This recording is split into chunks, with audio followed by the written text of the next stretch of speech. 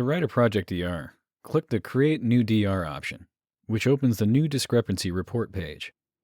This page is essentially a form, describing in detail the issue found by the user. First, the user should verify the project and the system of the discrepancy by selecting the appropriate option from the drop-down menu.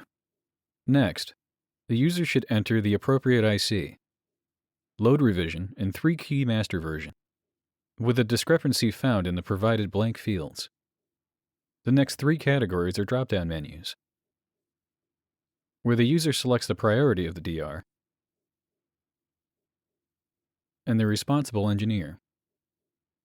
The options for priority are critical, high, medium, low, and lowest. The priority selected by the user should depend on the severity of the ability to run an alt test simulator. The last set of fields are blank spaces for the user to enter as much information as possible regarding the nature of the issue, as well as the expected response of the system.